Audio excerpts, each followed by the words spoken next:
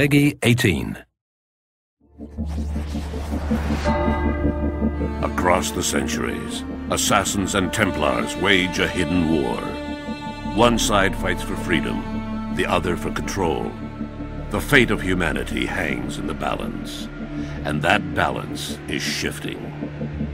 Welcome to Assassin's Creed Brotherhood Diaries. Assassin's Creed is about a grand battle between Templars and Assassins that is hidden behind the scenes of history. The Assassins are a force dedicated to maintaining and protecting our free will. And that sets them in direct opposition to the Templars, who are all about control.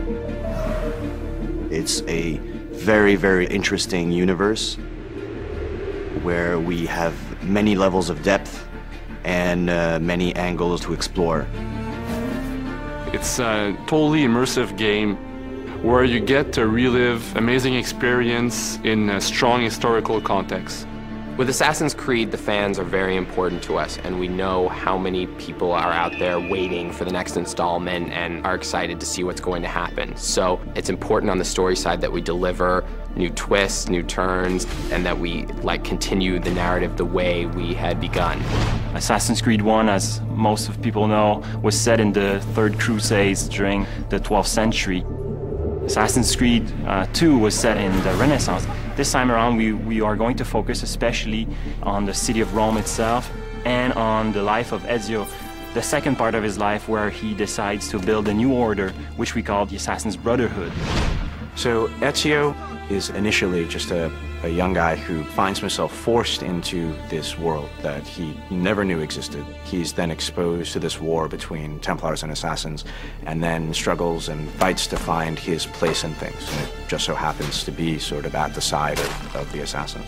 Assassin's Creed Brotherhood is a little bit like a new season of a great TV show. Assassin's Creed Brotherhood starts off at exactly the moment that Assassin's Creed 2 ended. So, when we made Assassin's Creed 2, we understood that Ezio's story was more epic than anything we could tell with one game. And this time around, what we wanted to give the players is the fantasy of being leader of an assassin order. And it made sense for us to put the player in that position and have that extra responsibility of not only teaching them, but also recruiting them and molding the next generation of assassins. The player will be able to recruit new assassins, train them, and eventually send them on different types of missions. You will see many familiar faces in Assassin's Creed Brotherhood. Lots of characters that you knew before in Assassin's Creed 2 will return, but not necessarily the way you expect. Now Ezio is much older, he's wiser, and he's about to become a leader of the Assassin Order, and he'll need to prove that he truly can lead. But things aren't going to go as planned. Next on the Brotherhood Diaries. We're introducing a fresh and unique multiplayer experience, so that's the first time we are doing that for the Assassin's Creed franchise. In Assassin's Creed Brotherhood, the player is going to get to actually create the Renaissance in Rome.